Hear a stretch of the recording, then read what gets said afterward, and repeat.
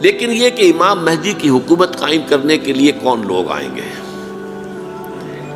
عرب جو ہیں وہ اندر سے کھوکھلے ہو چکے ہیں، عیاشی نے، دولت نے، پیسے نے، دولت، پیسہ، عیاشی، اس کی وجہ سے کھوکھلے ہو چکے ہیں۔ یہاں میں آپ کو دو حدیثیں سنانا چاہتا ہوں۔ سنن ابن ماجہ کی روایت ہے حضرت ابو ہریرہ سے رضی اللہ تعالی عنہ، قال قال رسول اللہ صلی اللہ علیہ وسلم اذا وقعت الملاحم بعث اللہ بعثا من الموالی ہم اکرم العرب فرسا واجودہ سلاحا یوید اللہ بہم الدین، رواہ ابن ماجہ عن ابی ہریرہ رضی اللہ تعالی عنہ۔ جب ملاحم کا دور شروع ہوگا تو اللہ تعالیٰ اٹھائے گا ایک لشکر یا لشکروں پر لشکر موالی میں سے۔ موالی کون ہے؟ عربوں نے جب فتح کیا تھا اس پورے علاقے کو خلافت راشدہ کے دوران، اور پھر وہ لوگ جو ہے، ایک رائے تو یہ تھی کہ انہیں غلام بنایا جائے سارے آبادیوں کو، لیکن یہ کہ حضرت عمر کا اجتہاد تھا، اس کے مطابق جو ان کو غلام نہیں بنایا گیا تو وہ موالی کی حیثیت رکھتے ہیں۔ عربوں میں دم نہیں ہے، موالی میں سے لشکر اٹھیں گے کہ جو در حقیقت حضرت مہدی کی حکومت کو قائم کریں گے۔ دوسری حدیث سنیے، عن عبداللہ ابن الحارث رضی اللہ تعالی عنہ، اور یہ ابن ماجہ کی روایت ہے، قال قال رسول اللہ صلی اللہ علیہ وسلم یخرج الناس من المشرق فیوطئون للمہدی یعنی سلطانہ، لشکر نکلیں گے، لوگ آئیں گے مشرق سے، اور وہ حضرت مہدی کی حکومت کو جمائیں گے اور قائم کریں گے۔ اب ذرا نوٹ کیجئے کہ جزیرہ نما عرب کے مشرق میں کون سے ملک ہیں؟ تین: ایران، افغانستان، پاکستان۔ یہ تین سالڈ مسلم ممالک، مسلم آبادی اکثریت۔ ویسے تو یہ کہ آگے ہندوستان میں 20 کروڑ مسلمان ہیں، لیکن وہ 20 کروڑ جو ہے وہ تو 80 کروڑ کے اندر تحلیل ہو جاتے ہیں غیر مسلموں میں، لیکن یہاں جو معاملہ ہے یہ غالب اکثریت کا۔ ان میں سے ایران کا معاملہ جہاں تک ہے، نمبر 1 یہ کہ وہ شیعہ عقائد کے حصار میں بند ہے، اس سے ادھر ادھر ہونا اس کے لیے ممکن نہیں۔ حدیث میں یہ بھی آتا کہ اصفہان سے 70,000 یہودی دجال کا ساتھ دیں گے، لیکن بہرحال خراسان ایک صوبہ ہے افغانستان کا اس وقت بھی شمال مشرقی کونے میں، مجھے امید ہے وہاں سے خیر کی، کیونکہ خراسان کا لفظ وہاں پہ شامل ہے، اور حضور کی حدیث میں بعد میں آپ کو سناؤں گا کہ خراسان سے فوجیں چلیں گی جو یروشلم کو دوبارہ حاصل کریں گی، فتح کریں گی، جیسے پہلے یروشلم کھویا عربوں نے تھا، دوبارہ حاصل کیا تھا کرد نے، کرد خون صلاح الدین ایوبی رحمۃ اللہ علیہ، ایسے اب پھر عربوں نے کھویا ہے، لیکن لینے والے خراسان سے لشکر آئیں گے۔ یخرج من خراسان رایات سود لا یردھا شیء حتی تنصب بإیلیا، خراسان کے علاقے سے کالے علم لے کر لشکر چلیں گے جن کے رخ کو کوئی موڑ نہیں سکے گا جب تک کہ وہ جا کر یروشلم میں نصب نہ ہو جائے۔ اس کے بعد نام آتا ہے پاکستان کا۔ یہ ہے میری اور آپ کی داستان، اور یہ ہے سبب جس کی وجہ سے کہ میں آپ سے یہ گفتگو کر رہا ہوں۔ اصل میں تو کس لیے؟ محض ایک علمی استفادہ، محض اپنی بات آراء کو ظاہر کرنے کا شوق نہیں، بلکہ یہ کہ اپنی ذمہ داری ہم پہچانیں کہ ہم کس مقام پر کھڑے ہیں۔ دیکھیے، اس پاکستان کے بارے میں یا ہندوستان کے بارے میں علامہ اقبال نے کہا تھا اپنے ترانہ ملی میں، میرے عرب کو آئی ٹھنڈی ہوا جہاں سے، میرا وطن وہی ہے، میرا وطن وہی ہے۔ اور مجھے بتایا گیا کہ سنن ابی داؤد میں یہ روایت موجود ہے کہ حضور نے فرمایا کہ ہندوستان کی طرف سے مجھے ٹھنڈی ہوا آتی ہے، اگرچہ مجھے وہ حدیث ابھی نہیں ملی ہے، لیکن حزب التحریر کا ایک کارڈ مجھے ملا تھا، تو اس میں اس حدیث کا اور اس میں ابو داؤد کا روایت کا حوالہ موجود تھا۔ لیکن میں جو چیز آپ کو بتا چکا ہوں وہ یہ کہ الف ثانی کا پورا تجدیدی کارنامہ اس ہندوستان کی سرزمین میں ہوا۔ مجدد الف ثانی شیخ احمد سرندی، شاہ ولی اللہ دہلوی، سید احمد بریلوی، وہ تو ہمارے پاکستان میں آ کر جو ہے ان کا خون جذب ہوا ارض پاکستان میں۔ پھر شیخ الہند مولانا محمود حسن۔ تحریک خلافت چلی تو صرف ہندوستان میں چلی اور کہیں نہیں چلی۔ آزادی کی تحریک چلی پوری دنیا میں، وہ نیشنلزم کی بنیاد پر چلی، ملے نیشنلزم، عرب نیشنلزم، ٹرک نیشنلزم۔ ہمارے ہاں چلی تو اسلام کے نام پر پاکستان کا مطلب کیا؟ لا الہ الا اللہ۔ پھر پاکستان قائم ہوا معجزے کے طور پر، بلکہ نازل ہوا ہے لیلۃ القدر میں، انا انزلناہ فی لیلۃ القدر، جیسے قرآن نازل ہوا لیلۃ القدر میں، یہ پاکستان بھی نازل ہوا لیلۃ القدر میں۔ اس کا برقرار رہنا ابھی تک معجزہ ہے۔ ہندو یہ سمجھتا تھا، کانگریس سمجھتی تھی کہ جھٹپٹ ختم ہو جائے گا۔ پھر یہ کہ اس کا قرارداد مقاصد کا پاس ہو جانا، مزید بھی اور اضافی دفعات دستور میں آ جانا، اب کمرشل انٹرسٹ کو ربا قرار دے کر حرام قرار دینا، یہ سارے لینڈ مارکس ہیں کہ جو اشارہ کر رہے ہیں کسی چیز کی طرف، معاملہ کدھر جا رہا ہے۔ پھر یہ کہ یہ جو 14ویں صدی کے مجدد تھے شیخ الہند، اس کے بعد سے کچھ ایسی شخصیتیں عظیم پیدا ہوئی ہیں ہند میں، جن کو میں سمجھتا ہوں کہ 14ویں صدی کے مجدد اور 15ویں صدی کے مجدد کے درمیان، یہ 15ویں صدی کے مجدد کی راہ کو سیدھا کرنے والے، جیسے کہ حضرت یحییٰ نے کہا تھا میں تو آنے والے کا راستہ سیدھا کر رہا ہوں حضرت عیسیٰ کے لیے، ایسے ہی 15ویں صدی کے لیے امام مہدی کے لیے راستہ صاف کرنے والے سب سے پہلے علامہ اقبال، جنہوں نے اسلام کا تصور دین کی حیثیت سے دوبارہ زندہ کیا ہے، ورنہ اسلام ایک مذہب کی شکل اختیار کر چکا تھا۔ پھر مولانا مودودی، مولانا ابوالکلام آزاد حکومت الہیہ کے نعرے کے ساتھ میدان میں آئے۔ یہ اقبال نے جو تصور پیش کیا تھا اس پر عملی جد و جہد کے لیے حزب اللہ قائم ہوئی ہے۔ نوٹ کر لیجئے 11 برس کا فرق ہے عمر کا علامہ اقبال کے اور ابوالکلام کے، اور 1913 میں جب حزب اللہ قائم کی ہے اس وقت علامہ اقبال کی ملی شاعری اپنے عروج کو پہنچ چکی تھی۔ پھر یہ کہ علامہ اقبال کے بعد تعمیل جو ہے اس کام کی وہ ابوالکلام نے کی، لیکن روایتی علماء نے کی شدید مخالفت کی وجہ سے وہ بددل ہو کر چھوڑ گئے، کانگریس میں شامل ہو گئے، بساط جو ہے حزب اللہ کی انہوں نے لپیٹ دی۔ پھر مولانا مودودی آئے، انہوں نے وہ ڈور جو ہے اس کا سرا تھاما، جماعت اسلامی قائم کی حکومت الہیہ ہی کے قیام کے لیے۔ اگرچہ میرے نزدیک یہ کہ وہ انتخابی اور ایک قومی سیاست کی ایک جماعت بن کر پاکستان میں جو ہے دلدل میں پھنس گئی ہے، اب ہم اس کی کوشش کر رہے ہیں، تنظیم اسلامی اور یہ تحریک خلافت جس کے تحت یہ جلسہ ہو رہا ہے، یہ ساری چیزیں وہ ہیں کہ آپ کو سوائے پاکستان کے اور کہیں نہیں ملیں گی پوری دنیا میں۔ معلوم ہوتا ہے کہ پاکستان کو بہت بڑا رول پلے کرنا ہے اس میں، اور اس کے ساتھ اب جمع کر لیجئے افغانستان کی عمارت افغانستان، اسلامی عمارت افغانستان قائم ہو چکی ہے۔ یہ پچھلے 20 سالوں میں جو کچھ وہاں ہوتا رہا ہے اس سے پہلے تصور نہیں ہو سکتا تھا۔ علامہ اقبال کے فرزند بھی دیکھ کر آئے ہیں، تو اگرچہ وہ خود میں سمجھتا ہوں کہ خاصے انہیں آپ لبرل کہیں، آزاد خیال کہیں، لیکن اس درجے متاثر ہو کر آئے تھے کہ انہوں نے یہ کہا افغانستان میں جو میں نے حالات دیکھے ہیں کہ اگر 2-4 اور مسلمان ملکوں کے اندر یہ نظام قائم ہو جائے تو پوری دنیا مسلمان ہو جائے گی۔ یہ سب کچھ کیسے ہو رہا ہے؟ یہ آنے والے دور کی جھلکیاں ہیں۔ Coming events are casting their shadows before. یہ سب بتا رہے ہیں کہ پاکستان افغانستان کو مل کر اس میں کوئی عظیم رول پلے کرنا ہے، اور اس کے ضمن میں اب میں علامہ اقبال کے بارے میں آخری بات کہہ رہا ہوں۔ علامہ اقبال کے بارے میں عام یہ خیال ہے، انہوں نے اپنے خطبات میں مہدی کا اور نزول مسیح کا، حالانکہ میں کل پڑھ رہا تھا مولانا سید احمد اکبر آبادی رحمۃ اللہ علیہ کا ایک مقالہ ان کا کہ علامہ اقبال نے ابن خلدون کے بارے میں یہ کہا ہے کہ مہدی کا اور نزول عیسیٰ کا دونوں کا انہوں نے انکار کیا ہے، حالانکہ ابن خلدون نے نزول عیسیٰ کا انکار نہیں کیا، صرف مہدی کا انکار کیا ہے۔ بہرحال علامہ اقبال نے خطبات میں انکار کیا ہے، لیکن یہ کہ اپنی شاعری کے اندر میں چیلنج کرتا ہوں کسی بڑے سے بڑے اقبال شناس کو، ان کا یہ شعر ذرا سنیے: خضر وقت از خلوت دشت حجاز آید بروں، کارواں زی وادی دور و دراز آید بروں۔ خضر وقت، امام وقت، رہنمائے وقت، قائد وقت، خلوت دشت حجاز، حجاز کی صحرا کی کسی خلوت گزینی سے نکل کر باہر آئیں گے۔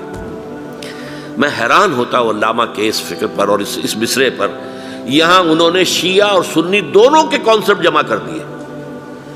شیعہ کا کانسیپٹ یہی چھپے ہوئے کسی غار میں وہاں سے برآمد ہوں گے، اور ہمارا کانسیپٹ میں ام سلمہ رضی اللہ تعالیٰ عنہ کی حدیث سنا چکا، چھپے ہوئے ہوں گے وہ وہاں پر، مدینے سے نکل کر آ کر مکے میں چھپ جائیں گے۔ اس خانہ جنگی کی حالت میں لوگ ان کی طرف دیکھ رہے ہوں گے، سوچتے ہوں گے انہیں میدان میں آنا چاہیے، کوئی پارٹ پلے کرنا چاہیے، امت کی رہنمائی کرنی چاہیے، لیکن وہ چھپیں گے، وہ کارے ہوں گے، وہ اس ذمہ داری کو قبول نہیں کرنا چاہیں گے، جا کے چھپ جائیں گے مکے میں، وہاں سے مکے والے انہیں نکالیں گے، اور وہ کارے ہوں گے، انہیں بالکل یہ پسند نہیں ہوگا کہ یہ ذمہ داری اٹھائیں۔ تو خضر وقت از خلوت دشت حجاز آیت بروں، کارواں زی وادی دور و دراز آیت بروں۔ کارواں جو چلے گا ان کی مدد کے لیے اس وادی دور و دراز، اس عظیم وادی دور و دراز، یہ وادی سندھ ہے۔ وادی سندھ جو ہے ہم سمجھتے ہیں کہ صرف یہ پاکستان اور پنجاب جو ہے یہ اس میں شامل ہے، سندھ اور پنجاب نہیں، افغانستان کا پورا مشرقی علاقہ اس میں شامل ہے۔ جیسے دریائے جہلم سندھ میں جا رہا ہے، جیسے دریائے گلگت سندھ میں آ کر ملتا ہے، جیسے دریائے چناب اور راوی اور جہلم اور یہ سب جا رہے ہیں اور آ رہے ہیں، اسی طرح دریائے کابل کہاں سے آ رہا ہے، دریائے گومل کہاں سے آ رہا ہے، ٹوچی کہاں سے آ رہا ہے، یہ سارا جو ہے ڈرین جو ہو رہا ہے ایسٹرن جو ہے پارٹ آف افغانستان، یہ سب وادی ہے۔ اس وادی کے یہ دو حصے ہیں، ایک حصہ جو ہے یہ ادھر پاکستان میں ہے اور اسی وادی کا دوسرا حصہ جو ہے وہ افغانستان میں ہے۔ کارواں زی وادی دور و دراز آیت بروں، کارواں چلے گا یہاں سے، یخرج ناس من المشرق یؤتون للمہدی یعنی سلطان ہی، مشرق سے فوجیں چلیں گی کہ جو مہدی کی حکومت قائم کریں گی، اور یخرج من خراسان رایات و سود، اور خراسان سے سیاہ پرچم چلیں گے کہ جن کا رخ کوئی موڑ نہیں سکے گا، حتیٰ تنصب بیلیا، یہاں تک کہ وہ جا کر یروشلم کے اندر نصب ہو جائیں گے۔ حضرات، میں ایک میری گفتگو کا حصہ باقی تھا لیکن میں اسے چھوڑ رہا ہوں، اس لیے کہ گلوبلائزیشن جو اس کی ہوگی، جو خلافت علی منہاج النبوہ کی تجدید کامل حضرت مہدی کے ہاتھوں عرب میں ہوگی، اس سے پہلے اس کے لیے محنت، کوشش، جد و جہد پاکستان اور افغانستان میں ہو چکی ہوگی جو اسے سپورٹ کرے گی اور وہاں جا کر حکومت قائم کرے گی۔ اس کے بعد گلوبلائزیشن کا جو مرحلہ اس کا ہے وہ حضرت مہدی کے ہاتھوں نہیں ہے، وہ حضرت عیسیٰ ابن مریم ان کے نزول کے بعد ہے، جن کے نزول کے بعد دجال کا خاتمہ ہوگا اور یہودیوں کا استحصال ہوگا، مسلمانوں پر بھی بڑی تکالیف عربوں پر آئیں گی، شدائد آئیں گے، لیکن یہ وہ میں حصہ ملتوی رکھتا ہوں کسی دوسری محفل اور کسی دوسری مجلس اور نشست پر۔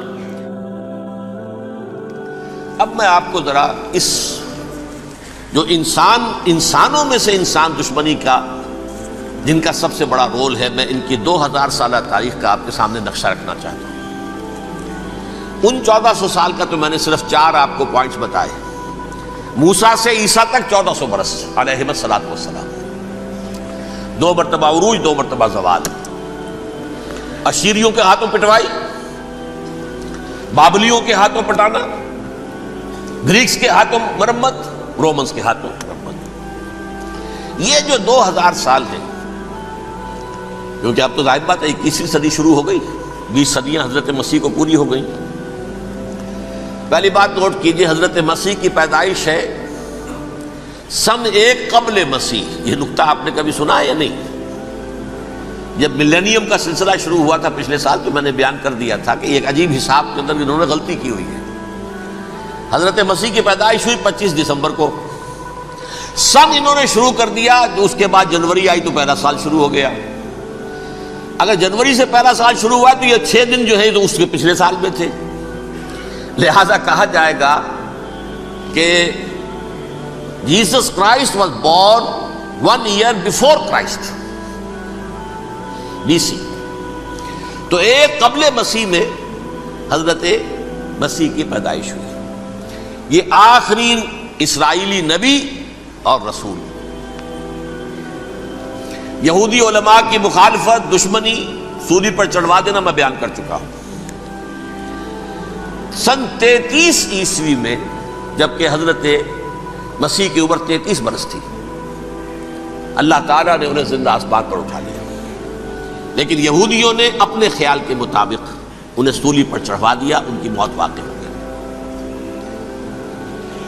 اگرچہ اس کے بعد یہ اختلاف ہے ان میں، یہودی کہتے ہیں وہ سولی پر چڑھ گیا، ختم ہوا، مر گیا، عیسائی کہتے ہیں نہیں، انتقال ہوا ہے مسیح کا صلیب پر، لیکن پھر وہ دوبارہ زندہ ہو گئے ہیں۔ ان کی لاش ایک غار میں رکھ دی گئی تھی، وہاں ریزریکشن ہو گیا، ان کا باعث بعد الموت وہی ہو گیا، اور پھر انہیں اللہ نے زندہ آسمان پر اٹھا لیا۔ تو ہمارے اور عیسائیوں کے درمیان نوٹ کر لیجئے، یہ چیز مشترک ہے کہ حضرت مسیح آسمان پر زندہ اٹھائے گئے۔ فرق کیا ہے؟ وہ سمجھتے ہیں کہ سولی دیے گئے، سولی پر مرے، پھر زندہ ہوئے، پھر گئے۔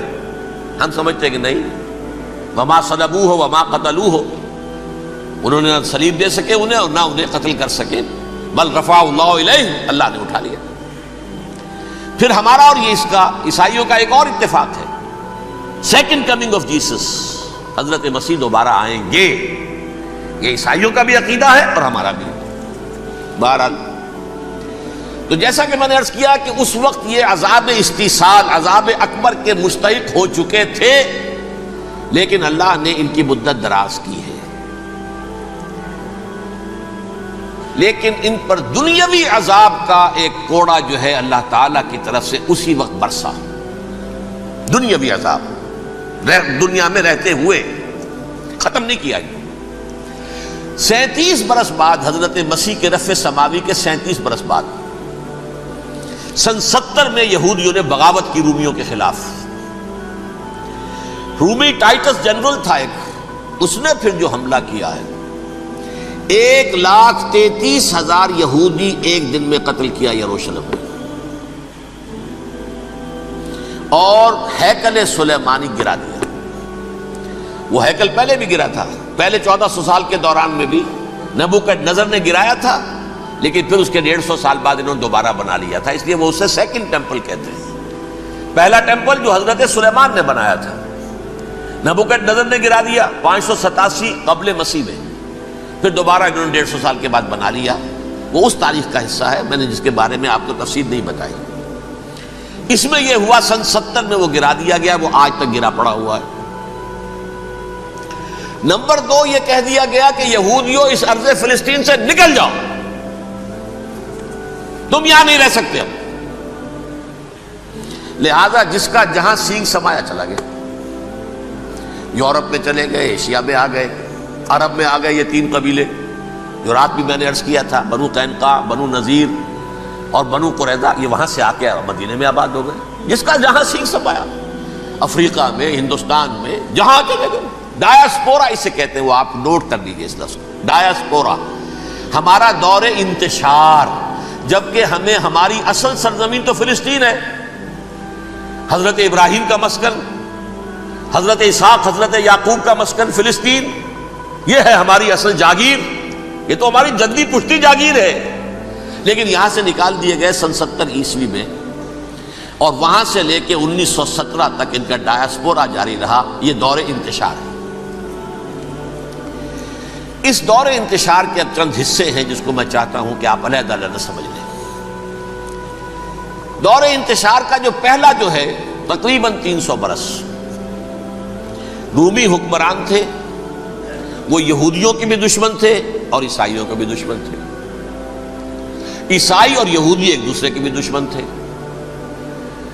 لیکن رومی سمجھتے تھے کہ یہ ایک ہی تھیلی کے چٹے بٹے ہیں۔ رومیوں کے نزدیک عیسائی بھی یہودیوں ہی کا ایک فرقہ تھے، کوئی علیحدہ مذہب تو تھا ہی نہیں۔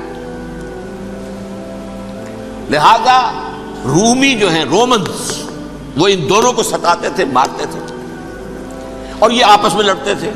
یہودی عیسائیوں کو مارتے تھے، عیسائی یہودیوں کو مارتے تھے۔ یہ ہے 300 برس تک کی تاریخ۔ سن 300 عیسوی میں کیا ہوا؟ ایک معجزہ ہو گیا۔ بہت عظیم ایمپرر کانسٹینٹائن، قسطنطین اعظم، رومن ایمپررز میں سے بہت بڑا ایمپرر، وہ عیسائی ہو گئے۔ اب تو معاملہ بالکل تلپٹ ہو گیا، پوری سلطنت عیسائی ہو گئی۔ اب عیسائیوں کے عیش ہو گئے اور یہودیوں پہ مار پڑنی شروع ہوئی۔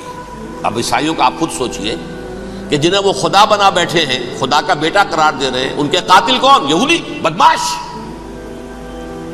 لہذا ان کی وہ پٹائی شروع ہوئی ہے یورپ میں، پوری رومن امپائر میں، انہیں ذلیل کیا گیا، شہروں میں آمد بند، علیحدہ رہو، گھیٹوز کے اندر رہو۔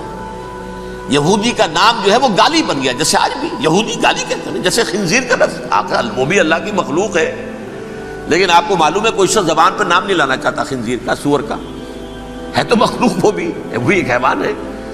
ایسے ہی یہ ہے یہودی، یہودی گالی، جیوٹ گالی۔ لہذا ایک طرف تو ان دونوں کے درمیان دشمنی، جس کو قرآن کہتا ہے وَأَغْرَيْنَا بَيْنَهُمُ الْعَدَاوَةَ وَالْبَغْضَاءَ،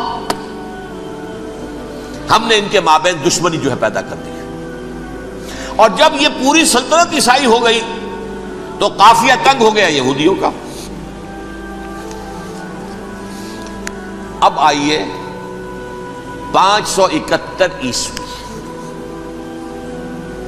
یعنی جبکہ ڈائسپورا کو کتنا عرصہ ہو چکا تھا؟ 500 برس۔ سن 70 سے شروع ہوا نا ڈائسپورا، جب ٹائٹس نے گرایا ہے ہیکل کو اور نکال باہر کیا انہیں فلسطین سے، بھاگ جاؤ یہاں ایک یہودی بھی نہیں رہے گا، فلسطین سے نکال دیے گئے۔ اس کے پورے 500 برس بعد سن 571 عیسوی میں حضور کی پیدائش ہوئی، ولادت باسعادت محمد رسول اللہ صلی اللہ علیہ وسلم۔ 610 میں آپ پر وحی کا آغاز ہوا، لیکن حضور کے ساتھ ان کا معاملہ کیا رہا؟ اول تو جبکہ حضور ابھی مکے ہی میں تھے، یہودیوں نے ریشہ دوانیاں شروع کر دی حضور کے خلاف۔ قریش مکہ کو سکھاتے تھے، پڑھاتے تھے، ان سے یہ پوچھو، ان سے یہ پوچھو، یہ اس طرح تنگ کرو، ان سے یہ امتحان لو، یہ آپ کے علم میں ہے۔ سورہ بنی اسرائیل میں، سورہ کہف میں وہ سوالات، جو امتحانی سوالات آئے تھے، ذوالقرنین کون تھا، اصحاب کہف کون تھے، تم رسول بنے پھرتے ہو تو بتاؤ، اور یہ روح کی حقیقت کیا بتاؤ، یہ ساری ریشہ دوانیاں کر رہے تھے بیٹھے ہوئے ابھی وہیں پر، حضور ابھی پہنچے بھی نہیں۔ ہجرت فرما کر حضور تشریف لے آئے تو حضور نے، جسے ماسٹر سٹروک کہا جائے گا، یعنی اسٹیٹس مین شپ کا ماسٹر سٹروک، آپ نے مدینے میں آتے یہودیوں کے ساتھ پیکٹ کر دیا، جوائنٹ ڈیفنس پیکٹ آف مدینہ، کہ اگر مکے والے ہم پر حملہ کریں گے تو ہم مل جل کر ایک قوم کی حیثیت سے مقابلہ کریں گے۔ یہ میثاق مدینہ کہلاتا ہے، جس کے بہت غلط معنی پہنائے جا رہے ہیں آج کل۔ بہرحال میں موضوع میرا چونکہ یہ نہیں، میں ادھر نہیں جاؤں گا، لیکن ہوا کیا؟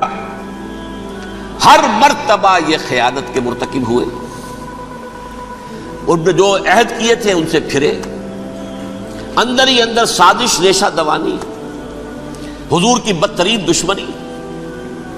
سورہ نساء کی آیت نمبر 12 میں 13 میں فرمایا ہے، لا تزال تطلع علی خائنۃ منہم، اے نبی ہمیشہ آپ کے علم میں ان کی طرف سے خیانتیں، بددیانتیاں آتی رہیں گی،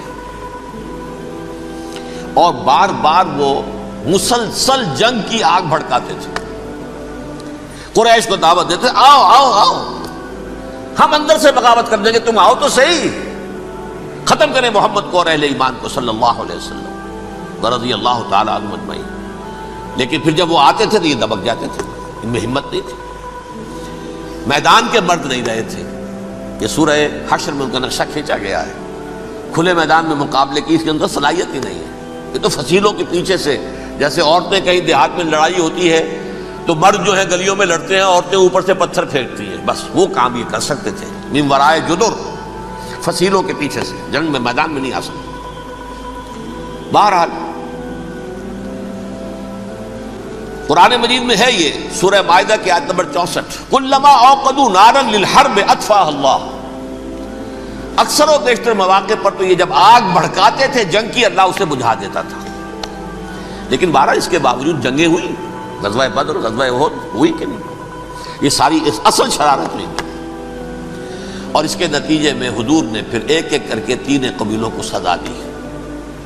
غزوہ بدر کے فوراً بعد بنو قینقاع نکالے گئے مدینے سے، غزوہ احد کے فوراً بعد بنو نذیر نکالے گئے، اور غزوہ احزاب کے بعد بنو قریظہ نکال دیے گئے۔ یہ تو میں نے آپ کے سامنے رکھ دیا صرف حضور کے زمانے میں ان کا کیا رویہ رہا، دشمن۔ رات بھی ہم نے وہ آیت پڑھی تھی، لَتَجِدَنَّ أَشَدَّ النَّاسِ عَدَاوَةً لِلَّذِينَ آمَنُوا الْيَهُودُ وَالَّذِينَ أَشْرَكُوا، اہل ایمان کی دشمنی میں شدید ترین تم پاؤ گے یہودیوں کو اور مشرکین، مشرکین بھی بعد میں ہے، پہلے یہودی۔ حضور کے بعد کیا ہوا اب یہ نوٹ کیجئے، یہ ان کی تاریخ کا دوسرا دور ہے۔ حضرت عمر رضی اللہ تعالیٰ عنہ قائد خلافت ہے، بیت المقدس کا محاصرہ کیا گیا، فصیل بڑی اونچی، شہر اندر سے سیلف سفیشینٹ، حملے کا راستہ کوئی نہیں، محاصرہ طول کھینچ رہا ہے، لیکن ان کے پاس رسد بھی موجود ہے، پانی بھی موجود ہے، وہ دروازے بند کر کے بیٹھے ہوئے ہیں۔ بالآخر اللہ تعالیٰ کی مشیت کا ظہور کیسے ہوا؟ ان کے کچھ علماء آئے فصیل پر، کہا دیکھو مسلمانوں، تم قیامت تک بھی یہاں پڑے رہو گے محاصرہ کر کے، ہمارا یہ شہر فتح نہیں ہوگا۔ ہاں ایک درویش بادشاہ کے ہاتھوں یہ شہر فتح ہونا ہے، لیکن تمہارے اندر ہمیں وہ نظر نہیں آ رہا۔ ابو عبیدہ بن الجراح رضی اللہ تعالی عنہ امین هذه الامہ، ان کا فوراً ذہن گیا وہ درویش بادشاہ مدینے میں بیٹھا ہوا ہے عمر رضی اللہ تعالی۔ اب ایک اور عمر بھی ہے جو قندھار میں بیٹھا ہے، نقشہ وہی ہے، سادگی کی حد تک نقشہ وہی، بالکل وہی، اپنی آنکھوں سے دیکھا ہے وہی سادگی۔ عمر اول عمر ثانی تھے عمر بن عبدالعزیز۔ اب ایک اللہ کے فضل سے اللہ تعالیٰ ایدہ اللہ بنصرتہ، اللہ تعالیٰ ان کی نصرت فرمائے، دشمنوں کو ان کے مقابلے میں نیست و نابود کرے۔ انہوں نے ریکویسٹ بھیج دی کہ حضور تشریف لائیے، یہ شہر فتح ہو جائے گا۔ وہ ہے سفر تاریخی، اتنا طویل سفر، تقریباً 700 میل، ایک اونٹ، ایک خادم، ایک منزل پہ امیر المومنین اوپر بیٹھے، خادم آگے چل رہا ہے، اگلی منزل پہ خادم اوپر بیٹھا ہے، امیر المومنین آگے جا رہے ہیں۔ اور جب پہنچے ہیں تو وہ باری تھی خادم کی، انہوں نے ہاتھ جوڑ دیا، حضور خدا کے لیے تم کیا کہیں گے لوگ، وہ میرا برا حال کر دیں گے، تمہیں شرم نہیں آئی؟ امیر المومنین پیدل آگے چل رہے ہیں نکیل پکڑ کر، اور تم بیٹھے ہو اوپر براجمان ہو۔ حضرت عمر فرمایا الدور دورک، نہیں باری تمہاری ہے، بیٹھ۔ اس حال میں پہنچے ہیں، اور پھر یہ کہ ابو عبیدہ بن الجراح آئے ہیں، استقبال کیا ہے تو دیکھا ہے اس حال میں چلے آ رہے ہیں، عمر نکیل پکڑے ہوئے چلے آ رہے ہیں، اور کہتے ہیں کہ کہیں کیچڑ ویچڑ تھا، جوتے خراب ہو گئے تھے، وہ بھی اتار کے ہاتھ میں پکڑے ہوئے، کپڑے تو تھے ہی پھٹے ہوئے۔ انہوں نے کہا بھی حضرت ابو عبیدہ نے، دیکھیے یہ بڑا متمدن ملک ہے، بڑا مہذب علاقہ ہے یہ، آپ ذرا حلیہ اپنا دوست فرما لیں تب جا کے پیش ہم آپ کو کریں گے۔ آپ نے فرمایا نحن قوم اعزنا اللہ بالاسلام، ہم وہ قوم ہیں جنہیں اللہ نے عزت دی ہے اسلام کے ذریعے سے، کپڑوں کے ذریعے سے نہیں، دولت کے ذریعے سے نہیں۔ اسی حال میں گئے ہیں، اوپر سے انہوں نے کھڑے ہو کر نشانیاں دیکھی ہیں، اپنی کتابیں کھولی، ہاں یہ وہی ہے، اچھا لو جی سرنڈر، شہر تمہارے ہاتھ میں۔ خون کا ایک قطرہ نہیں بہا اور بیت المقدس فتح ہو گیا۔ لیکن اس وقت حضرت عمر نے ایک نرمی یہ کی کہ یہودیوں کے لیے بھی اسے اوپن سٹی قرار دے دیا۔ یہ احسان عظیم حضرت عمر کا، اس سے پہلے یہودی آ ہی نہیں سکتا تھا، داخل ہی نہیں ہو سکتا تھا، وہاں وہ آ کر وزٹ نہیں کر سکتا تھا، زیارت نہیں کر سکتا تھا اپنے مقدس مقامات کی۔ حضرت عمر نے یوں سمجھیے کہ تقریباً 550 برس کے بعد ان کے لیے راستہ کھولا ہے کہ ہاں تم آ سکتے ہو، زیارت کر سکتے ہو۔ لیکن یہ عیسائیوں نے لکھوایا معاہدے کے اندر، انہیں یہاں آپ آباد ہونے کی اجازت نہیں دیں گے، لیکن کم وزٹ دی پلیسز، دیکھیں زیارتیں کریں اور جائیں۔ یہ معاہدہ حضرت عمر کا ہے رضی اللہ تعالیٰ، جو پھر خلافت راشدہ کے بعد بنو امیہ نے بھی اس کو آنر کیا، بنو عباس نے کیا، پھر جو ہمارے یہ ترکوں میں اندر خلافت آئی تو ترک خلفاء نے بھی اس معاہدے کی پوری پابندی کی۔ فلسطین میں آ سکتے ہیں یہودی صرف زائرین کی حیثیت سے، وہاں آباد نہیں ہو سکتے۔ اب آئیے اگلا دور آیا حضرت عثمان کا دور خلافت۔ یہ ہے وہ وقت کہ اب یہود نے امت مسلمہ کی پیٹھ میں چھرا کھولا۔ وہ کیسے؟ ایک یہودی عبداللہ ابن سبا اسلام کا لبادہ اوڑھ کر آ گیا، معاشرے کا جائزہ لے لیا، ان میں بنو ہاشم اور بنو امیہ میں جو پرانی کشاکش تھی اس کے کچھ نہ کچھ جراثیم باقی ہیں، اگر ان کو ذرا بھڑکا دے تو مسلمانوں میں انتشار پیدا ہو جائے۔ کہا یہ عثمان کون ہے؟ یہ تو بنو امیہ میں سے ہے، یہ حق تو بنو ہاشم کا ہے، خلافت ان کے پاس ہونی چاہیے، محمد کے تو رشتہ دار وہ ہے صلی اللہ علیہ وسلم۔ عوام الناس کے اندر بات پھیلنی شروع ہوئی، پھر ایک بڑی سازش کے انداز میں حضرت عثمان کے خلاف پروپیگنڈا، حضرت عثمان کے جو عاملین تھے، گورنر تھے، ان کے خلاف پروپیگنڈا، اور ایسی ہوشیاری کرتے تھے کہ کوفے میں کوفے کے حاکم کے خلاف کچھ نہیں کہنا، اجی مصر میں یہ ہو رہا ہے، اجی شام میں یہ ہو رہا ہے، اجی یہ جو عثمان ہے وہ یہ کر رہا ہے، یہ ظلم ہو رہا ہے، یہ لوٹ مار ہو رہی ہے، یہ خیانتیں ہو رہی ہیں۔ اب نہ تو اس زمانے میں مینز آف کمیونیکیشن، کیسے تصدیق کریں گے؟ افواہیں تو آپ آج کراچی کے اندر شروع ہو جائے تو پتہ نہیں چل سکتا کسی کو کہ کیا اس میں صداقت ہے کیا جھوٹ ہے. اور بری بات جو ہے فطرت انسانی کی کمزوری ہے وہ فوراً قبول کرتا ہے. کسی کے بارے میں اچھی بات ماننے کو تیار نہیں ہوتا لیکن بری بات تو فوراً تیار. بہرحال یہ فتنہ انہوں نے اٹھایا، حضرت علی کی الوہیت کا فتنہ اٹھایا، حضرت عثمان کے خلاف الفتنۃ الکبریٰ برپا کیا. حضرت عثمان شہید ہوئے. اس کے بعد 5 برس تک مسلمان ایک دوسرے کی گردنیں کاٹتے رہے، باہمی خانہ جنگی ہوئی. امت کو وہ زخم لگایا ہے جو آج تک جس سے خون رس رہا ہے. یہ شیعان عثمان اور شیعان علی تھے جو بعد میں پھر سنی اور شیعہ ہو اور آج تک ہی.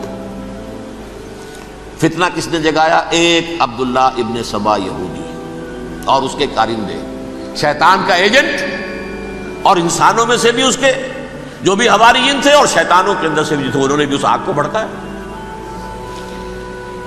یہ آپ سوچ لیجئے کہ یہ کس نے وہ زخم لگایا؟ یہودی.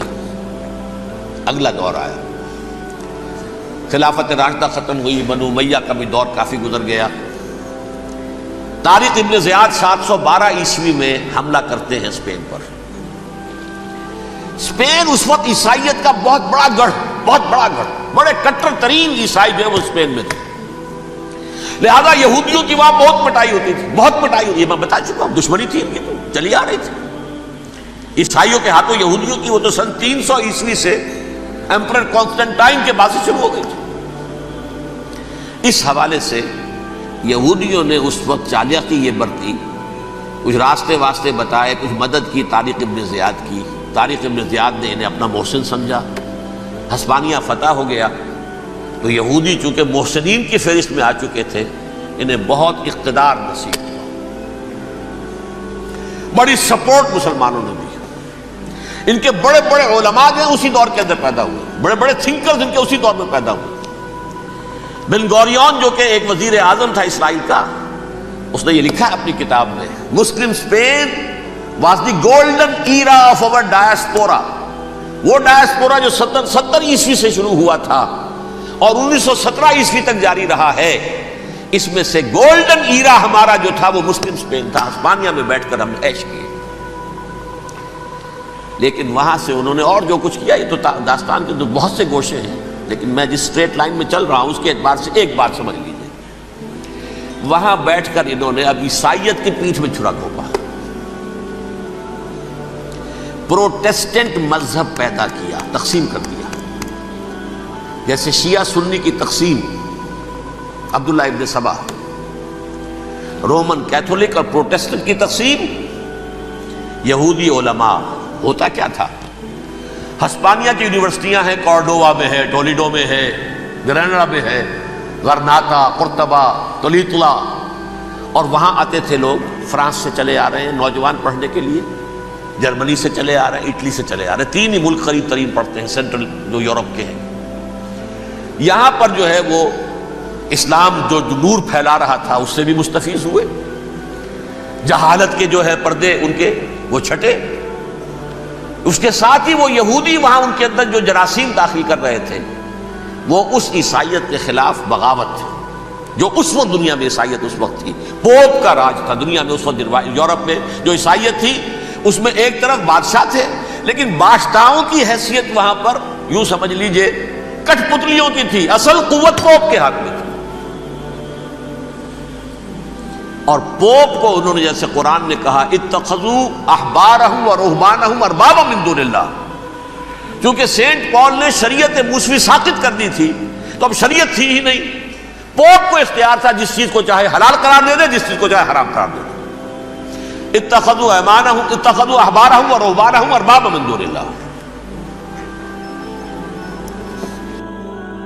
انہوں نے کہا صاحب یہ پوپ کس بلا کا نام ہے، یہ بھی انسان ہے. بات تو ٹھیک تھی نا، اصل حیثیت تو کتاب کی ہونی چاہیے نا، ڈیوائن بک، دی ریویلڈ اسکرپچر. لہذا اور یہ کتاب ہر شخص پڑھ سکتا ہے. کوئی پوپ کے باپ کو جو ہے کوئی اس کے لیے پروپرائٹری رائٹس تو نہیں ہے کہ صرف پوپ پڑھ سکتا ہے یا پادری پڑھ سکتے ہیں. ہم بھی پڑھ سکتے ہیں، ہم بھی سمجھ سکتے ہیں.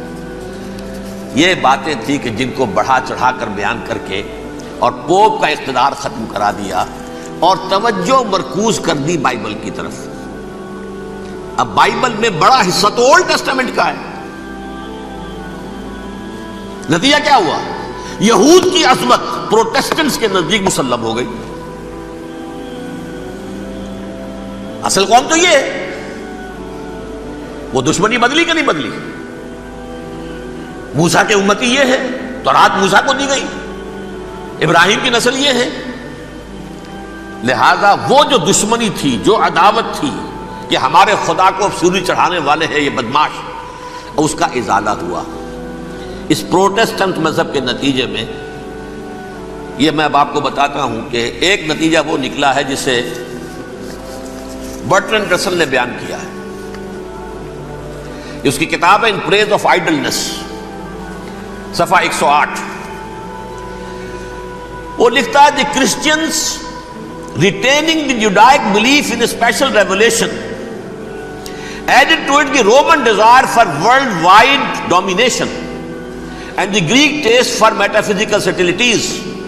The combination produced the most fiercely persecuting religion that the world has yet known. یہ تین چیزیں آ کر عیسائیت میں مل گئی. ایک تو جب یہ اولڈ ٹیسٹامنٹ جو ہے وہ ان کے ہاتھ میں آ گئی، اور اس کے میں کچھ آپ کو بتا دیتا ہوں کہ اولڈ ٹیسٹامنٹ کی تعلیمات، کیونکہ یہ اولڈ ٹیسٹامنٹ جو ہے یہ محرف تھی. اصل تورات تو گم ہو گئی تھی 587 قبل مسیح میں، جب پہلی مرتبہ ہیکل جو ہے تباہ ہوا ہے، اس وقت ختم ہو گئی تھی. اس کے کوئی 150 سال کے بعد انہوں نے یادداشتوں سے مرتب کر کے لکھی ہے. اب اس میں ان کے اپنے خیالات، اپنے امانی، اپنی توجیحات وہ شامل ہو گئی. لہذا میں آپ کو حوالے دیتا ہوں اس کتاب کے اندر مظالم کی جو تعلیم دی گئی ہے. اہل کتاب نے اپنے مظالم قتل عام کے جواز کے لیے تورات میں تبدیلیاں کی اور پیغمبروں پر دہشت ناکی اور بدترین حرام کاری کے الزامات لگائے. سنیے، پہلا حوالہ ہے یہ گنتی باب 31 آیات 17-18. اس لیے ان بچوں میں جتنے لڑکے ہیں سب کو مار ڈالو، اور جتنی عورتیں مرد کا منہ دیکھ چکی ہیں ان کو بھی قتل کر ڈالو، لیکن ان لڑکیوں کو جو مرد سے واقف نہیں اور اچھوتی ہیں اپنے لیے زندہ رکھو. یہ کسی اللہ کی کتاب کا یہ جملہ ہو سکتا ہے؟ کسی ریویل بک کا؟ اور سنیے، یہ ہے استثناء ڈیٹرانومی باب 20 آیت 16-18. پر ان قوموں کے شہروں میں جن کو خداوند تیرا خدا میراث کے طور پر تجھ کو دیتا ہے، کسی ذی نفس کو جیتا نہ بچا رکھنا. جیسا خداوند تیرے خدا نے تجھ کو حکم دیا بالکل نیست کر دینا. مرد، عورتیں، بچے، بوڑھے سب ختم. یہ کتاب مقدس ہے. اور سنیے، سیموئیل باب 27 آیت نمبر 9. اور داؤد نے اس سرزمین کو تباہ کر ڈالا اور عورت مرد کسی کو جیتا نہ چھوڑا. نمبر 4، ان سب آباد شہروں کو ماں، عورتوں اور بچوں کے بالکل نابود کر ڈالا. کتاب استثناء باب 3 آیت 6. یہ ہے جو کہہ رہا ہے برٹرینڈ رسل. کرسچینٹی میں آ کر یہ تین چیزیں شامل ہو گئی. ایک تو یہ باربیرین یہ تعلیم جو ہے، اور یہ مذہب کے نام پہ تعلیم، یہ کتاب مقدس کی تعلیم. نمبر 2، رومنز کے اندر جو ایک تمنا تھی ورلڈ ڈومینیشن کی، وہ عیسائیت کے اندر آ گئی. اس لیے کہ پوری رومن امپائر جو ہے عیسائی ہو گئی. اسے وراثت کے اندر ورلڈ ڈومینیشن کی جو ایک تمنا تھی وہ مل گئی. اور پھر یہ کہ انہوں نے جو توہمات تھے یونانیوں کے، ان کو بھی اپنے ہاں مختلف شکلوں کے اندر جمع کر لیا. ان تین چیزوں کا the combination produced the most fiercely persecuting religion that the world has yet known. اس کے نتیجے میں دنیا میں تاریخ انسانیت کے اندر جو بدترین خوخار ترین مذہب ہو سکتا ہے وہ شکل عیسائیت نے اختیار کی. اور اس کا مظہر عتم کیا تھا؟ نوٹ کیجئے، صلیبی جنگیں. ایک بار ٹائم ٹیبل کے اعتبار سے نوٹ کر لیجئے گا. فرسٹ ملینیم ختم ہوا، سیکنڈ شروع ہوا. ان کے 1000 سال ختم ہوئے تو 11ویں صدی میں سیکنڈ ملینیم شروع ہوا، تو پہلی صلیبی جنگیں ہوئی. لاکھوں مسلمان قتل کیے گئے. صرف یروشلم کے اندر اتنا خون بہایا ہے کہ خود ان کے ہسٹورینز لکھتے ہیں کہ جب ان صلیبیوں نے جب گھوڑوں کے ساتھ وہ چل رہے تھے گلیوں میں تو ان کے گھوڑوں کے گھٹنوں تک خون کی ندی بہ رہی تھی. جہاں سے گزرے ختم کرتے چلے گئے, آبادیاں کی آبادیاں ختم کر دی. اگرچہ اس کروسیڈ میں گیہوں کے ساتھ گھن بھی پسا, یہودی بھی بہت مارے گئے. یہ فرانس سے, جرمنی سے جب یہ کروسیڈرز آ رہے تھے 3000 میل کا سفر طے کر کے آئے تھے. سوچئے تو صحیح, اربن ثانی پوپ جو تھا آگ لگا دی تھی اس نے پورے یورپ کے اندر. شرم سے ڈوب مرو, تمہارے مقدس علاقے مسلمانوں کے ہاتھ میں. انفیڈلز, یہ کافر, یہ مرتد, یہ ملحد. مسیح جہاں پیدا ہوا, مسیح کو جہاں سولی دی گئی, وہ کہاں ہے؟ ان کے ہاتھ میں. وہ آگ لگائی ہے, 3000 میل کا فاصلہ طے کر کے یہ نو قومیں آئی ہیں وہاں, اور جو تباہی مچائی ہے انہوں نے. تاریخ انسانی میں ایسی بربریت کی کوئی مثال. اور یہ ان کے اپنے ہسٹورینز لکھتے ہیں شرم کے مارے. ایسے محسوس ہوتا ہے جیسے ان کی گردنیں جھکی جا رہی ہیں. اگرچہ بھٹکے ہوئے ہیں لیکن کبھی بھولی ہوئی منزل بھی یاد آتی ہے راہی کو, اور بھٹکے ہوئے آہو کو پھر سوئے حرم لے چل. اس کی ضرورت ہے مسلمان کو پھر اس کا مقصد یاد دلایا جائے. پاکستان اس لیے نہیں بنایا گیا تھا کہ ہمارے ہاں ٹاٹے اور برلے نہیں تھے تو ہمارے پاس اس کے بھی باپ وجود میں آ جائیں, اس لیے تو نہیں بنایا گیا تھا. پاکستان اس لیے نہیں بنایا گیا تھا کہ جاگیرداروں کی جاگیرداریاں محفوظ ہو جائیں. پاکستان اس لیے تو نہیں بنایا گیا تھا. اور یہ کہ نمازیں اور مسجدیں تعمیر ہو جائیں, مسجدیں تو امریکہ میں تعمیر ہو رہی ہیں عالی شان سے عالی شان, اس لیے پاکستان نہیں بنا تھا. آج بھی مسلمان, میں معذرت سے عرض کر رہا ہوں مولانا سے, آج بھی بھارتی مسلمان کی ایوریج نمازی ہونے کے اعتبار سے پاکستانی مسلمان سے کہیں بہتر. آج بھی برقع نظر آ جائے گا تو ہندوستان میں نظر آ جائے گا. میں نے اپنی آنکھوں سے دیکھا چند سال پہلے جب مکہ مسجد حیدرآباد دکن میں 3 دن مسلسل میری تقریریں ہوئی ہیں, 10,000 مرد اور 5,000 خواتین, اور ان میں سے کوئی بغیر برقعے کے نہیں تھی. ایک سیلاب نظر آ رہا تھا برقعوں کا کہ جب جلسہ ختم ہوا ہے رات کے 12 بجے 3 دن تک متواتر. یہاں کہاں نظر آئے گا برقع آپ کو؟ یہاں تو جس کے پاس 2 پیسے ہو گئے اس نے سب سے پہلے برقع اتار کے پھینک دیا. معلوم اچھی طرح سمجھ لیجئے یہ چیزیں تو وہاں زیادہ ہیں یہاں کی نسبت. اصل ضرورت تھی کہ یہاں اس نظام کو قائم کیا جائے, وہ نظام عدل اجتماعی, وہ جس میں حریت ہو, جس میں عام آدمی بھی خلیفہ وقت کو ٹوک سکے. یہ کرتا کیسے بن گیا؟ ایک خاتون بھی کھڑی ہو کر دامن پکڑ لے, عمر تمہیں کیا حق ہے کہ ہمارے مہر کے اوپر پابندی لگا رہے ہو, جبکہ اللہ نے نہیں لگائی. اللہ قرآن میں قنطارہ کا لفظ استعمال کر رہا ہے. ڈھیروں سونا دے دے کوئی شخص اپنی بیوی کو مہر کے اندر, طلاق دیتے وقت اس میں سے کچھ نہیں لے سکتا. آپ کون ہوتے ہیں ہمارے حق کے اوپر پابندی لگانے والے؟ اور عمر نے کہا آج ایک بڑھیا نے وہ اب عمر کو دین سکھایا, آرڈیننس واپس. حضرت سعد ابن ابی وقاص رضی اللہ تعالی عنہ جو فاتح ایران تھے, وہ گورنر ایسے ہی نہیں بن گئے تھے ریوڑیاں بٹی ہو اور گورنر ہی مل گئی ہو. وہ تو خود فاتح تھے ایران کے, اس لیے گورنر تھے. صرف ایک پرچہ پہنچا ہے بارگاہ خلافت میں, حضرت عمر فاروق کے پاس انفارمیشن آئی سعد نے اپنے گھر کے باہر ڈیوڑی بنا لی ہے اور ایک دربان کھڑا کر دیا ہے. حضرت بلال کو بھیجا ہے رقعہ دے کر, اور یہ حکم تھا کہ بلال پہلے تو جاتے ہی ڈیوڑی میں آگ لگا دینا, پھر یہ رقعہ دینا میرا. اور رقعے میں لکھا ہوا تھا ہے سعد, لوگوں کو ان کی ماں نے آزاد جانا تھا, تم نے انہیں اپنا غلام کب سے بنا لیا ہے. یہ دربان کھڑے کر دیا اپنے آگے. وہ حریت, وہ مساوات کہ جا رہا ہو خلیفہ وقت اور چارج لینے جا رہا ہے بیت المقدس کا, کوئی ذاتی علاج کے لیے نہیں جا رہا, سیر و سیاحت کے لیے نہیں جا رہا, چارج لینے کے لیے بالکل سرکاری وزٹ ہے, آفیشل وزٹ ہے, اسٹیٹ وزٹ ہے. اور حال کیا ہے, 700 میل کا فاصلہ طے کرنا اور ایک اونٹنی, کوئی انٹوریج نہیں, کوئی قدم و حشم نہیں, کوئی جمبو جٹ بھرے ہوئے نہیں, کچھ نہیں. ایک اونٹنی, ایک خادم. اس ایک اونٹنی پر چونکہ راستے کا راشن بھی ہے لہذا 2 آدمی نہیں بیٹھ سکتے, ایک بیٹھ سکتا. ایک منزل خلیفہ وقت بیٹھا ہوا ہے اوپر اور خادم نکیل پکڑ کر چل رہا ہے. اگلی منزل خادم اوپر بیٹھا ہے اور خلیفہ وقت عمر بن الخطاب رضی اللہ تعالی عنہ, اور وہ آگے آگے نکیل پکڑ کر چل رہے ہیں. یہ نظام چاہیے آج نوع انسانی کو. اس کے انتظار میں، اس کی تلاش میں نوع انسانی نے کتنے تجربے کر لیے، کیسی چھلانگیں لگائیں، ملوکیت ختم کی، آسمان سے گرا کھجور میں اٹکا، جمہوریت آئی نام نہاد، لیکن وہ سرمایہ دارانہ نظام بن کر آگے سے بڑھ کر لعنت بن گئی. پہلے جاگیردار مسلط تھا، اب سرمایہ دار کارخانے دار مسلط ہو گیا. اس سے نکلنے کے لیے زور لگایا، کمیونزم کی طرف گئے، چھلانگ لگائی، اب ایک پارٹی ڈکٹیٹر بن کر بیٹھ گئی. انسان رست از یک بنتا افتاد در بندے دیگر، ایک چیز سے غلامی سے نجات پاتا ہے، دوسری میں پھنس جاتا ہے. اور کیوں؟ کہ وہ نظام عدل اجتماعی جو محمد عربی کو دے کر بھیجا گیا تھا، اس کے کسٹوڈین سوئے ہوئے، اس کے کسٹوڈینز کو اندازہ ہی نہیں.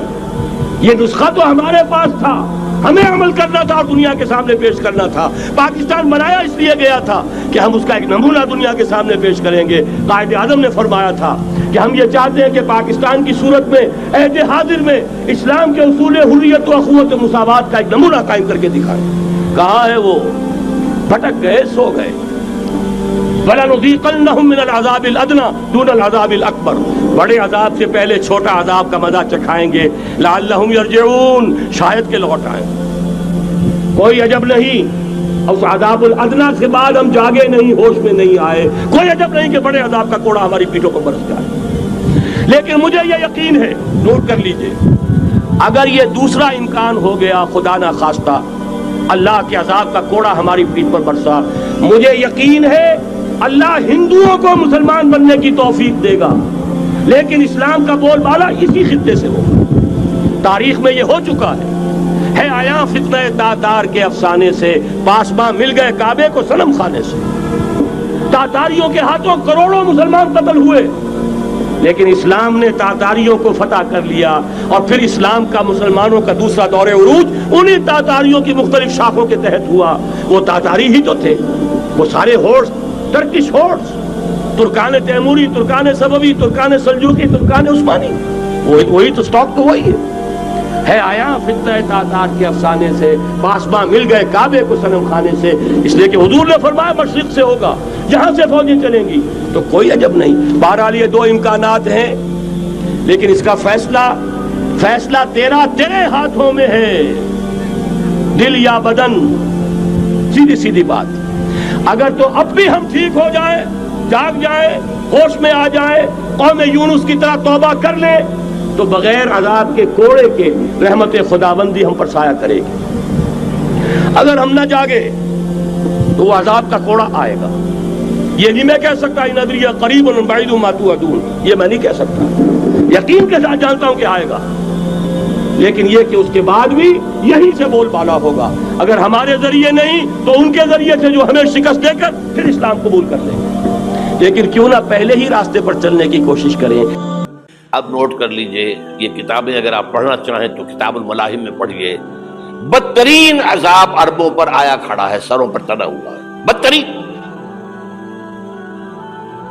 ایسی جنگ ہونی ہے الملحمۃ العظمیٰ، جس کو کہ میں بھی آپ کے گواہی پیش کر دوں گا، جسے کہا گیا ہے لاسٹ کروسیڈ.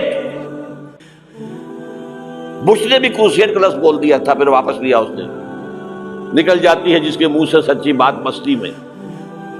فقیہ مصلحت بھی سے وہ رندے بادہ خار اچھا، کروسیڈ کہہ کر پھر واپس لیا. یہ کروسیڈ، اس کے اوپر جس قدر نقصان ہونا ہے عربوں کا. گریٹر اسرائیل بنے گا، یہ عراق، شام، اردن، سعودی عرب کا کچھ شمالی علاقہ، ترکی کا جنوبی علاقہ، مصر کا صحرائے سینا، اور اس کے ساتھ ہی جو بہترین اس کا زرخیز ترین علاقہ ڈیلٹا آف نائل، یہ سب یہودیوں کے قبضے میں جائیں گے. اس کو حدیث میں کہا گیا الملحمۃ العظمیٰ. عیسائی 80 علم لے کر اے مسلمانوں تم پر حملہ آور ہوں گے، اور ہر علم کے نیچے 12,000 فوج ہوگی. 9.5 لاکھ فوج. یہ نیٹو کی تیاری کس کے لیے ہو رہی ہے؟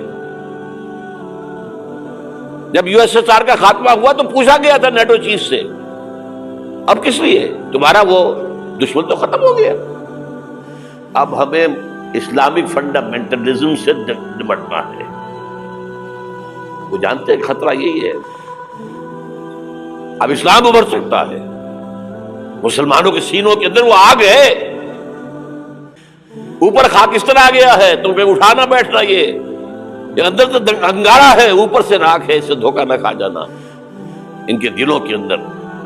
اور بش نے کہا تھا مسلمان چاہتے ہیں کہ ہسپانیہ سے لے کر انڈونیشیا تک نظام خلافت قائم کریں. اور میں حیران ہوا تھا کہ اس کمبخت کو ہسپانیہ کا خیال کیسے آ گیا. ہمیں تو کبھی آتا ہی نہیں، اب ہم تو بھول گئے. وہ تو 500 برس پرانی بات ہے جبکہ وہاں سے ہمیں نکال دیا گیا تھا. اگرچہ اقبال نے کہا تھا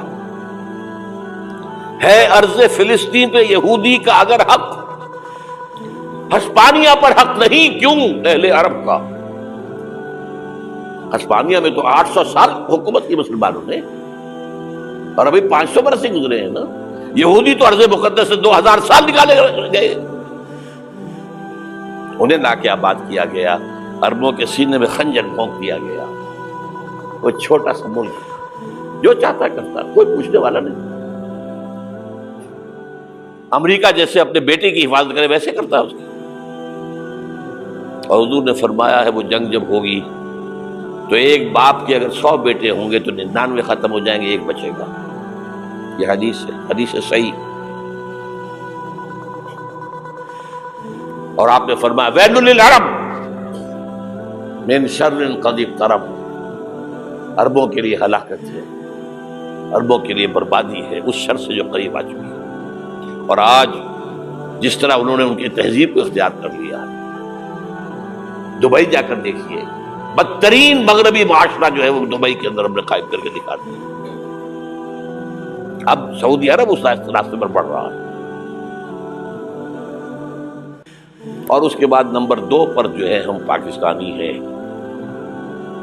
لیکن میں اس کے وہ پہلی بات جو کہہ رہا ہوں وہ تو یقینی ہے، اس میں تو احادیث صحیحہ موجود ہے. اگرچہ اس کے بعد پانسا پلٹے گا، پھر حضرت مہدی کا ظہور ہوگا، حضرت عیسیٰ کا نزول ہوگا، اور وہ گریٹر اسرائیل گریٹر گریو یارڈ بنے گا یہودیوں کا. ایک ایک یہودی قتل ہوگا اور دفن ہوگا. یہ بعد میں ہونا ہے، میں پہلی بات میں فرض کر رہا ہوں. وہ پانسا پلٹے گا جب پلٹے گا. ابھی جو سامنے ہے وہ کیا ہے؟ جسے ملحمۃ العظمیٰ کہا حضور نے، جسے آرمگیڈون کہتے ہیں عیسائی. آرمگیڈون کی اگر کہیں جا کر آپ دیکھیں گے، آپ ڈکشنری میں مانی تو کیا لکھا ہے؟ A very big war which will be fought between the forces of evil and good before the end of this world. اس دنیا کے خاتمے سے پہلے خیر اور شر کی قوتوں کے درمیان بہت بڑی جنگ ہوگی. ارمجدون اسے کہتے ہیں عربی میں، اور آرمگیڈون اسے کہتے ہیں انگریزی کے اندر. اور یہ بائبل کی آخری کتاب کے اندر ہے، جو اس میں کہ مکاشفات یوحنا، ریویلیشنز آف سینٹ جان. یہ تو میں کہہ رہا ہوں یقین کے ساتھ، اور زیادہ دور نہیں آیا چاہتا ہے. اس لیے کہ یہودیوں کا اور عیسائی جو کنزرویٹوز ہیں، نیو کنزرویٹوز، ان کا 5 نکاتی ایجنڈا ہے متفق علیہ، جس کے تحت یہ جنگ صلیبی شروع کی گئی ہے. وہ سن لیجئے آپ. آرمگیڈون نمبر 1، گریٹر اسرائیل قائم ہو جانا اس کے نتیجے میں نمبر 2، مسجد اقصیٰ اور قبۃ الصخرہ کو گرانا نمبر 3، وہاں 3rd ٹیمپل، وہ مسجد جو حضرت سلیمان نے بنائی تھی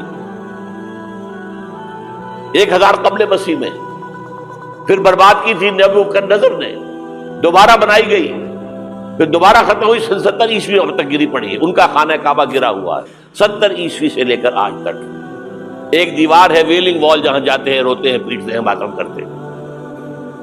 وہاں وہ بنے گا 3rd ٹیمپل. اور نمبر 4، اس میں لا کر رکھا جائے گا تخت حضرت داؤد کا. یہ تخت کہاں ہے اس وقت؟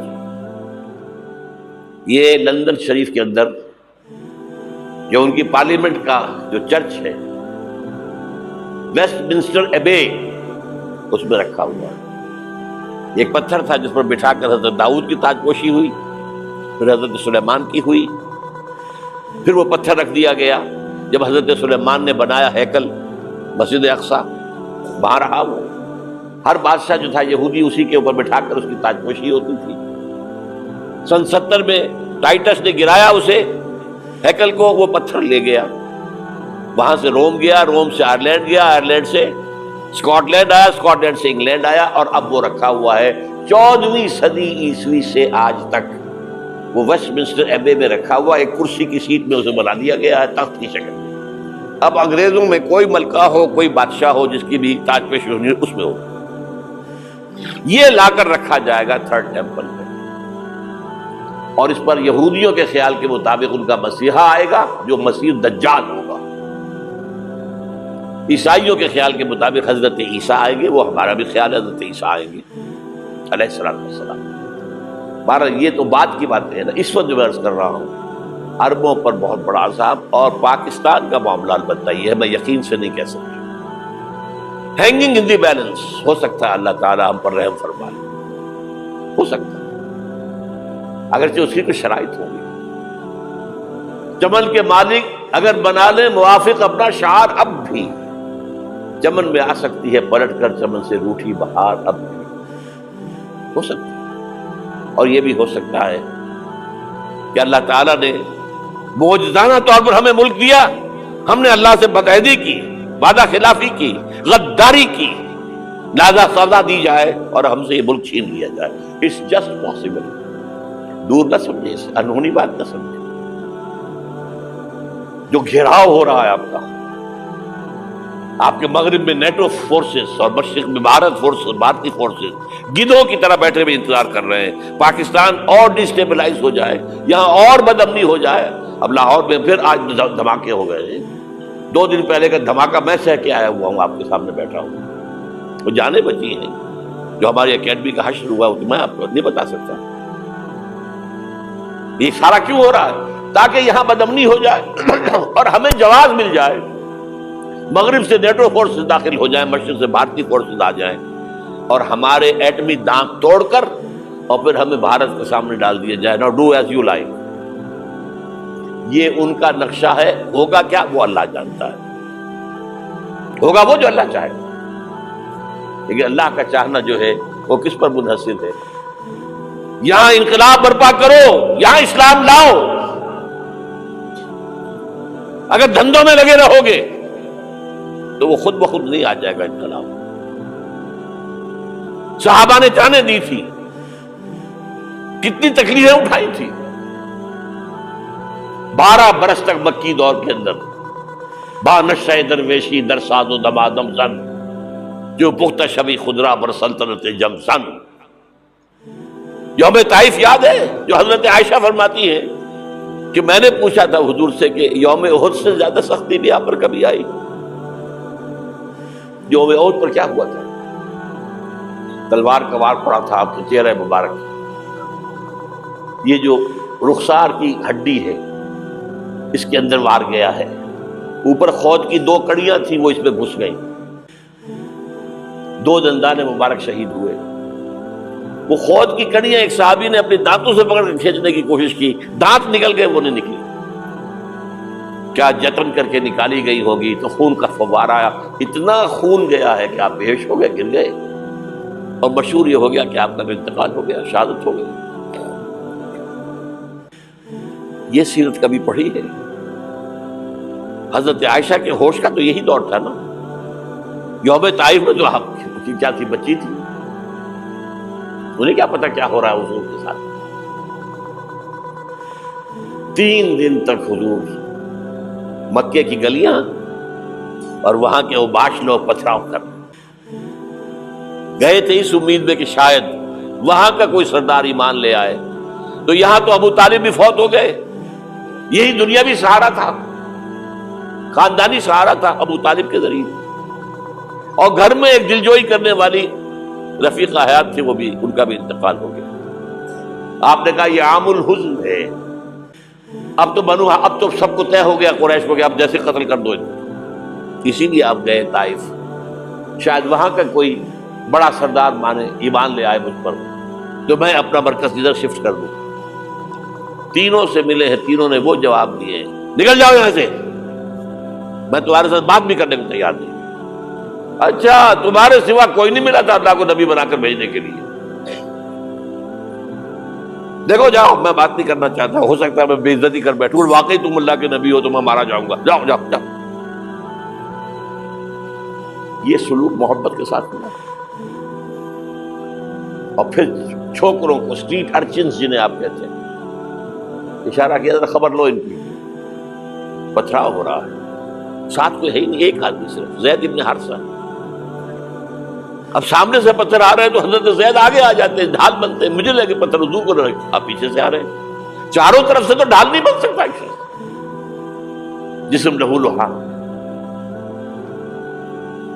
خون جا کر جوتیوں میں جم گیا ہے، جوتی اتر نہیں دی. پھر وہاں سے واپسی پہلے دعا مانگی ہے، اللہم الیک اشکو ضعف قوتی وقلت حیلتی وہوانی علی الناس. اے اللہ تیری جناب میں فریاد لے کر آیا ہوں اپنے قوت کی کمی کا، اپنے وسائل کی کمی کا، اور جو ذلت و خواری ہو رہی ہے لوگوں کے سامنے. الا ملتکرنی، مجھے کس کے حوالے کر دیا؟ الا بعیدی یتجہمنی، یہ میرے اوپر ہجوم کر کے آ جائے، حملہ کرے. اور عدو من لگتا امرے، یہ دشمن کے حوالے میرا معاملہ کیا، جو چاہے کرتے وہ.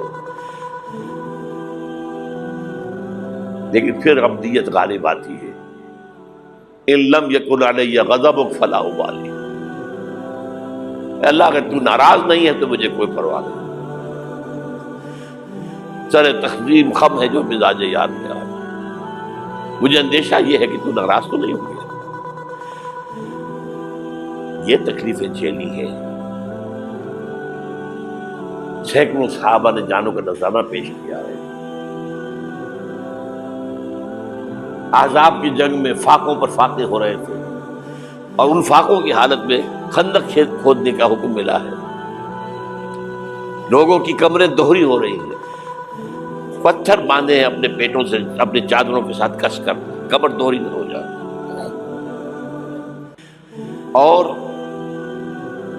جب صحابہ کدالیں چلا رہے ہیں تو کیا کہہ رہے ہیں؟